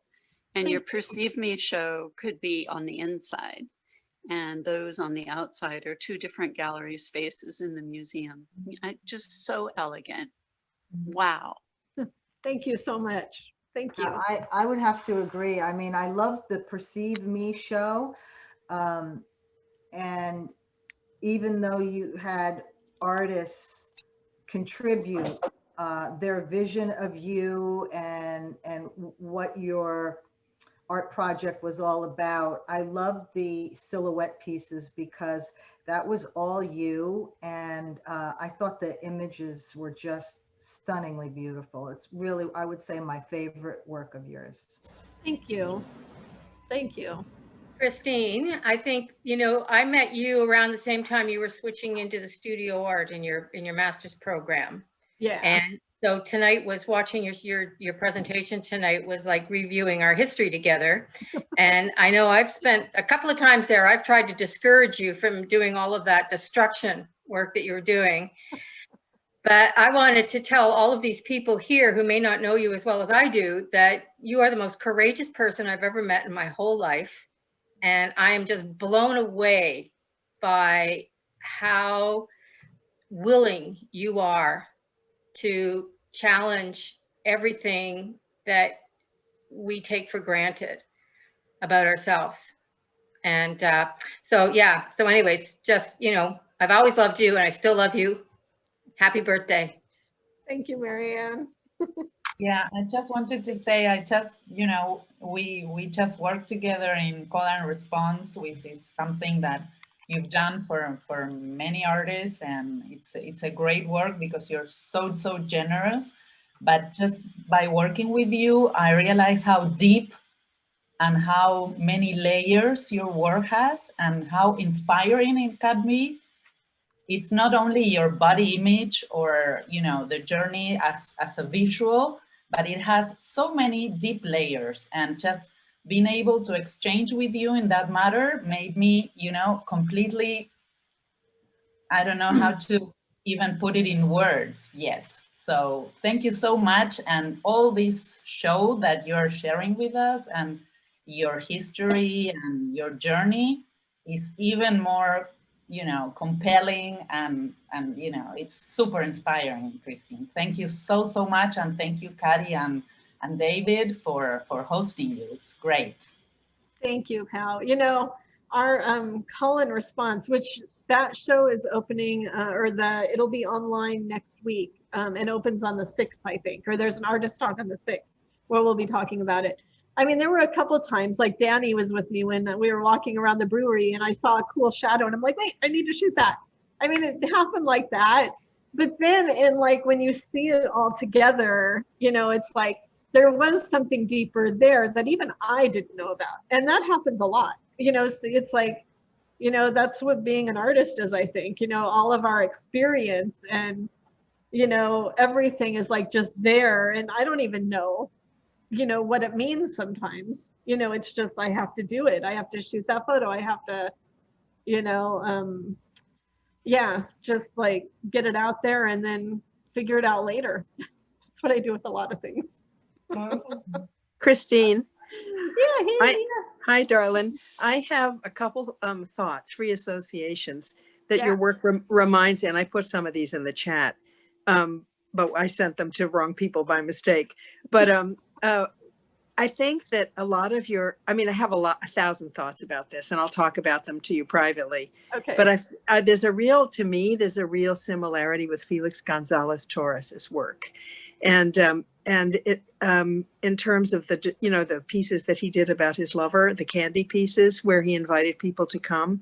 I mean, he had 152 pounds of candy. Your pieces, your work, you make containers, but you don't make them dispersed so much. They're not so much dispersed. I can imagine myself curating a piece. If you gave me all the raw materials, curating pieces that might be in a different form, that might be looser on the floor or something like that. The generosity part of your work and the generosity part of Felix Gonzalez Torres, where he would do posters, a stack of posters, and then invite people to take them away. And there's something about the taking away that completes the piece. So here's this stack, like your stack of 12 by 12s, and it gets less and less and less and less and less and less and less. And that's a kind of weight reduction. That was one thought. The other thought was Alexander McQueen's Savage Beauty exhibition, where I feel like you were right in there. And a lot of, I mean, he did these beautiful vitrines, giant vitrines. I'll tell you all this later. I just wanted to say, I think the mark of good work is that it inspires other people's ideas. And I think that I'm finding myself getting a lot of ideas from your work, not about myself, but about ideas about your work and what it means. And sometimes I think artists are the last people to know what their work means. It's just the extraordinary bravery in exploration and willing to not just because I'm a huge fan of destruction and recombination, but the fact that it's a metamorphosis, and that you are willing to take this chrysalis, which is your body, and then just hatch it in some way and make a metamorphosis of it. Anyway, you're only going to get better and better. So there you go. Happy birthday, honey. Next crit later. We'll talk. Okay, we'll talk. Kristine, Happy birthday. Yeah, I've been wondering, I mean, when, you know, surveying all of your work, it really feels like there's like a retrospective exhibit that's ready, you know, where you really can mount the whole story, the whole progression. And have you thought about that at all? Does that speak to you at all? Because it's so interesting seeing the whole, you know, the whole body together and the whole process. I have thought about it. I mean, not like, there's like no way. I mean, I'm not ready financially and like physically as far as like all the work that goes into it. But I can see like the progression, you know, like you were saying. And it's funny, actually, I put the images as I was putting the images together. And actually, I just did this afternoon after talking with David. I wasn't even thinking about it. And I don't even know what I was thinking about. And so I put this together, the slideshow together this afternoon. And as I was putting it together, and I'm like, wait, this goes here in this order. And it was interesting, like to actually see, and I'm like, oh, I could talk about this here. And this is what I've been doing. And so it was kind of a revelation to see it that way, you know, as I put the slideshow together. And then as I talked about it, it was kind of fluid and it made sense. And it wasn't hard to think about or to talk about. So, you know, I mean, if somebody wants to offer me a retrospective, then great. But I'm not seeking it right now because I know I still have a lot of work to do. So, but thank you, Elizabeth. Well, I just love seeing the whole story, you know, all of it. And there's even performances and some other things that weren't necessarily part of it that, you know, weren't in there. But I love it. And then I have one more question. There was a series that you posted because I really loved just watching it all on social media. And there was a little series that you were doing with yourself in a wig, in wigs. And I found those pieces really intriguing. And there was like all of your work has such a formal, you know, formal beauty to it. So they're, you know, they're formal and they're beautiful. And these were kind of a little more erotic. And I was wondering what was going on for you with those images. Were these recently, like the last couple of months, or? Like a few. Yeah, those were probably part of the call and response that I did with Ibuki. Okay. Yeah, so I was responding to her, you know, her work in the call and response. And her, you know, her performance work, like I said, you guys should all check it out for sure. Is, you know, is very sensual and beautiful. And so I was kind of playing with that, but in my own way, you know, which is interesting because I didn't necessarily feel sensual or beautiful, and I played on that too. So, but, you know, I mean, since I don't have any hair and she uses her hair a lot in her work, I had the wigs. I actually had to go to my storage unit to get the wigs and to, you know, so I could play with those. And the black wigs that I had actually came with the mannequins. So I just kept the wigs. Yeah, and they were perfect. I love those pieces. I just love those images of you. I thought they were so interesting and playful, and it was just a whole different aesthetic, and I really enjoyed those a lot. Yeah, thank you. That's what call and response does. You know, it gets you like thinking differently about your work, about your practice, playing with, you know, new ideas, new materials, and everything. It was great. Thank you. Monica. Oh, thank you. I don't have all the words formed yet, but I'm fascinated by the play of skins and how it morphed into transparencies. So the jars, you know, you could see right through, and then the two sets of, you know, the self images through glass have different qualities of translucency or opaqueness. You know, in the early work with the skins, it's very opaque. You know, it covers, and then as your work goes on, it's like you're letting more through that boundary is being stripped away, and you can see it. You know, interesting that you bring that up. When I was in grad school, and I think, well, even outside of grad school, it was probably in critiques and stuff too. You know, I had my painting practice, and then I had like the Second Life stuff, or, you know, yeah, because that's all I was doing at the time. So like, I don't remember if it was Sam or who would ask me, but they're like, okay, what, like, how can they come together? Like, what is the same about both of them? Or, and it's like, I couldn't answer that, but so I made it happen, you know? So, in Second Life, like I don't remember which came first. And I mean, this is like, I have a bad memory, but I don't remember if I decided to use the paintings as skins in real life, or if I uploaded them and used them as skins. I think I uploaded them and used them as a skin first digitally. So on my avatar. First and second life. Was it? Okay. Yeah, see, Marianne's my memory for all this. So when I used the skins on the avatar, I was always about blurring the line between virtual and physical worlds, you know, and I didn't even talk about like one, now I can't remember the title, the mixed media or the mixed reality exhibition I had, the solo show, and One Man in His Time Plays Many Parts, where it was like we had dinner with people, avatars in Second Life. That was like this whole other thing. But I'm always interested in blurring the line between the physical and virtual. And so what I did was, after I used the skins on the virtual avatar, I'm like, okay, I need to do this in real life. So I cut all of the paintings off of the stretcher bars. And I think this is probably where Marianne cringes.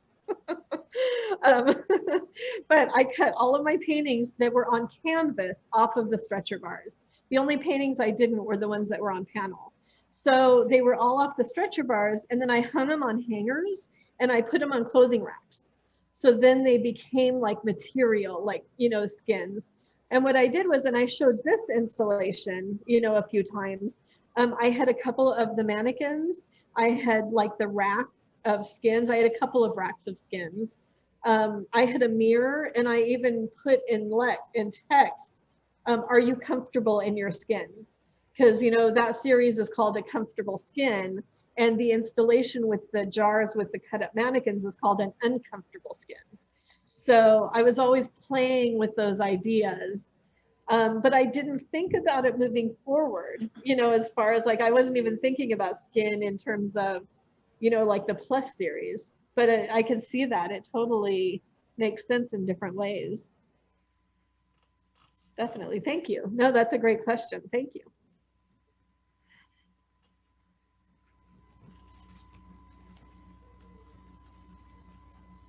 Any other questions or comments or anything else you want to talk about?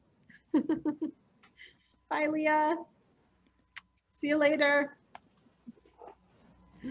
I would just like to say thank you to Kathy and David and Kristine. I love you and happy birthday. It was fabulous. I loved seeing all of that. So thank you. I love seeing a lot of my friends here too. Hi, Heather. And SP. I mean, that's why I did this too, like as a birthday celebration, because like these are the only times we could see each other. Yeah, it's the Well, best. it was lovely, and I hope you're continuing to celebrate you this evening. Thank you. Thank you. Thanks, Kathy and David. It was Hi, awesome. Dale. I love seeing all the photos of past shows. They brought back a lot of memories. I remember being there for many of them, and they're really, really good shows. So congratulations to you too. Well, it's our pleasure to have Kristine be our first show of the year. So we love it. Yeah. Yeah, I just want to say congratulations to Kristine and thank everyone for coming. Thank you for being so revelatory in your work and creating all of the links between series and your thoughts and ideas and progression. I thought you did a really great job connecting the dots for all of us to follow your so many levels of your creative impetus. So thank you so much and happy birthday. And thank you all for the great questions and for your attendance. And I know it's all for. Are we going to sing? Are we going to sing? Yeah. Should we? Sure. Yeah. Yes. Okay. 1, 2, Give us a middle C.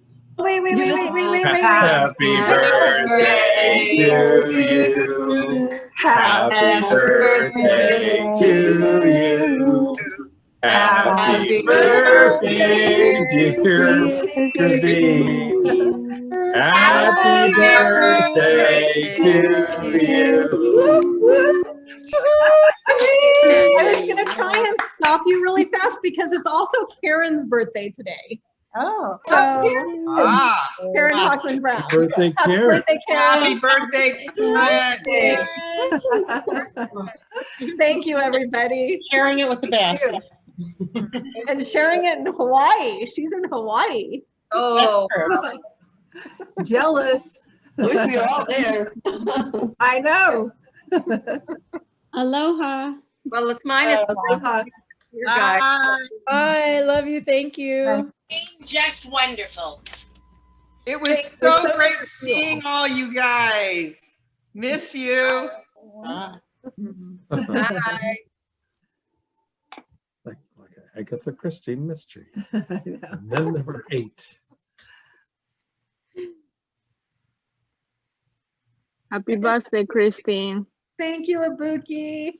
Thank you for like the collaboration was such amazing. So you were wonderful. So I really I can't thank you enough. So sending lots of love. Thank Happy you. birthday. Thank you. Hey, I'll see you David soon. and Kathy, I said it in the chat, but your presentation of all the shows blew me away. I Oh. just loved it so much. And it was so great to see the history of all the shows that you've put on. And it was so fitting to have Kristine be the culmination of all this, like to date. But it was really, really awesome. And to see sort of the political work you've done that really fit in so well with the statements that she makes that are much larger than a singular artist. So I just really loved your presentation. And it was great to see all that work. Thank you. Actually, there was a lot more shows than we could. Yeah. I wasn't gonna, like, when I told Kathy I've got 108 I'm like, slides, what? she's like, what the hell are you talking Let's just do maybe 3 shows per space. Let's just pick like Yeah. I like Barbara Zucker, Stephen Colton. I said these artists we should have. And he's like, I was in the bathroom getting ready. He's like, I have 108 images. I'm like, what the fuck? What are you talking about? You know? He goes, I'm going to do it really fast. And I'm like, Oh my God. right. You know? Okay, you have to do it again and do the whole thing for all of us again. Like, Yeah, it's like- just do the whole damn thing. Because Kristine can tell you, I am not a Zoom person. I got a Zoom at work. I hate Zoom. I was riveted. Oh, So, Thank I you. mean, of course I'm riveted, Kristine, because I love her.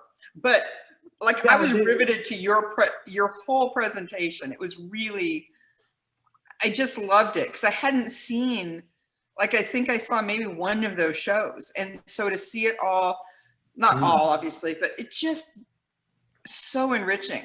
Wow. What iteration on over here in Glassell San Park and San Fernando or the Road? Or? Pacific Yeah, Coast, yeah. San Fernando. Oh yeah, that was the original place. Yeah. Jeannie, it's just ending. Oh, Jeannie, hey. Hey, sorry, my movie ran a little bit late because, well, there were glitches, so it ran late. Jeannie Yeah. is right now reviewing the Sundance Film Festival. So, Yeah. Oh, there you go. And this is recorded, so. Oh, okay. Well, I You can can watch catch up on that. But yeah, I was just like, okay. Wonderful movie though. High recommends, called One for the Road. It's Thai, and it's a wonderful film. So yeah. Oh, cool. But I thought you went Okay. till 6, so I thought, okay, at least I can get in another 25 Ended minutes. a little bit early. Yeah. But Kathy and David, one thing that I was thinking as you were, talking about all of the artists and the work that you've shown, and something that you and I talked about earlier, David, was, I always wonder where my art fits in. And it's like, I mean, you show such an eclectic mix of artists that it's like, I thought my work doesn't have to fit in. And then it does fit in because it doesn't fit in, if that makes sense. see, I thought it was perfect. I thought it showed sort of a trajectory to your work. That's like, I really felt like in seeing, some of those first works, and then, again, because they're all speaking to a much larger thought than just the aesthetics of anything. I mean, everything really was talking about turning things on its head, whether it be the art world or the way sculpture is perceived, or so much of that, and into what you're doing, which is so personal and yet so broad and so important on a larger scale. You know, it just, yeah, really It's great. universal. I think that that's the quality, you know, in my own work as an artist and in looking at exhibitions and looking at work, is that universality, that there's a much larger voice in the work, you know, of the artists that we show. It's never a one-liner. It's always like, and reveals itself as you're looking at the work or thinking about it or writing about it or installing it or sitting with a show. That used to be my luxury, was, you know, doing the installations, writing, and then sitting with shows for like 2 months. I probably spent more time with most people's work than they have ever spent with their own work, in a luxurious situation where you're not having to move stuff from one wall, you know, to create another work. You're actually able to view a body of work all at one time, you know, and it was an honor actually for me to be sitting in those exhibitions. It was remarkable. Yep. Hi, Kendra. Hi. Hello. How are We're actually kind of just finishing up, but welcome. Sorry, I mentioned earlier, but I got pulled into a painting. Happy birthday! Thank you. Thank you. I know. Happy birthday. That's what I wanted to most come and see, because I figured I could look at the artwork again later, but I just wanted to come and say happy birthday, and in person, quote unquote. Yeah. All right. Well, I'm going to let y'all go. Hi, Danny. Incredible job. If all Zooms could be like this, I would actually go to them. That's all I can say. Thanks, Danny. Thanks, Danny. Love you guys. Bye, Danny. Yeah. I'm sure I'll meet everyone soon. But hi. Yeah. Hi, everyone. You know, painting is important too. So if you were compelled to paint, and that's great. Yeah, it's amazing how, like, where did the hours go, you know? It's wild. Did it go okay? How was the reception? It was great. It was great. It was recorded, so so you can go back and watch it later. Yay. I can watch it after the movies all end for tonight. So yay. Well, maybe not tonight, but And for Jeannie and Kendra, Kathy and I, we run another year in LA. So we run the gallery that's showing Kristine's work, and then we did a survey of the shows we've done in the past 17 years. Oh. Yeah. Oh, cool. Amazing. 5 years on San Fernando Road, 5 years at the PDC, and then now 7th year doing it online. Yeah. Oh, wow. That's awesome. Wow. Really cool. Time just goes. Yeah, we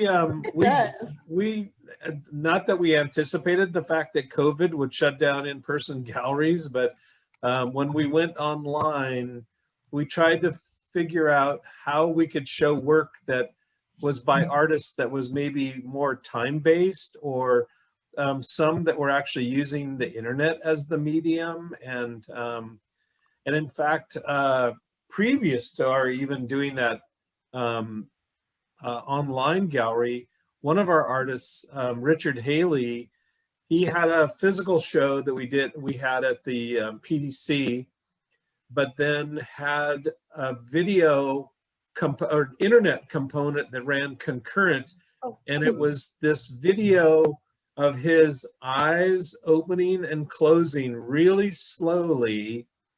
It took 12 hours for it to open and close, but it was an image of him that wasn't really his live face. But what was really most amazing of all, I found, was that when the gallery hours were open, the image was in color. And then when the gallery hours closed and it went like overnight, it still ran, but it was all black and white. Oh, wow. So the color and black and white coordination coordinated with the actual open hours of his show at our gallery at the Pacific Design Center. So oh my goodness, it was an amazing work, actually.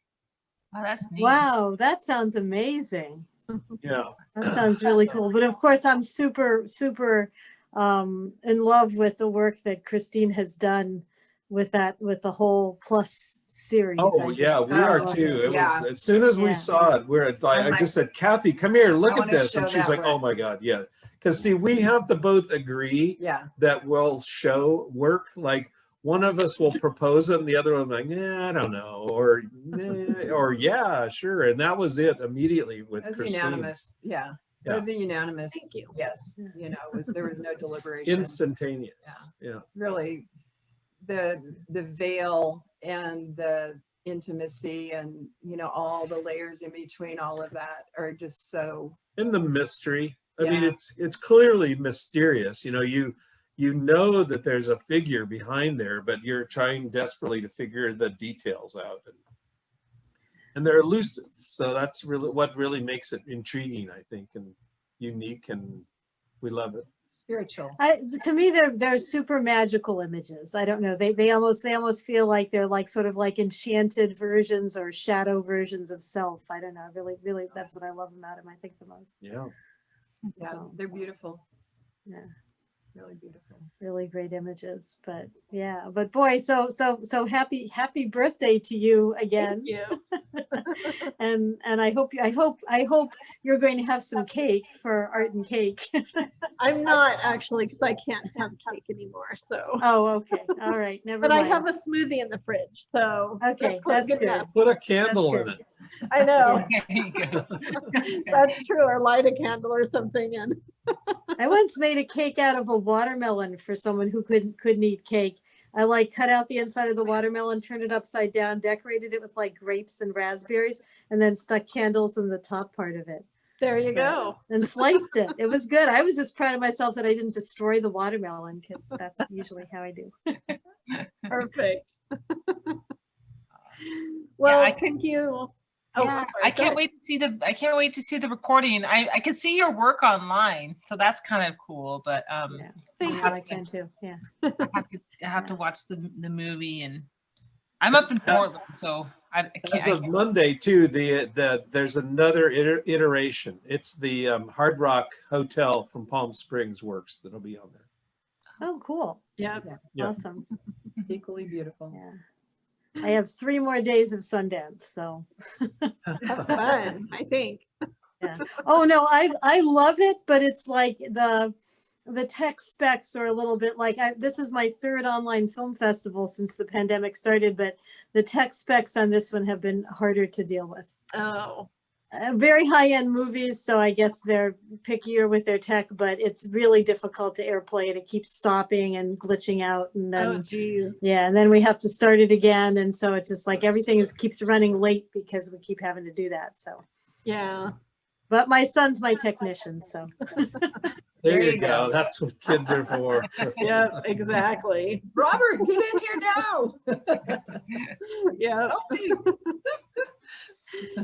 I need to run. I have something else to fix. Thanks for inviting me. Thank you, Kristine. Congratulations. And we'll see you soon. See you Happy soon. birthday. All right, happy birthday. Thank you guys so much. All right, I'm going to end it for everyone right now. Bye. Bye. Bye.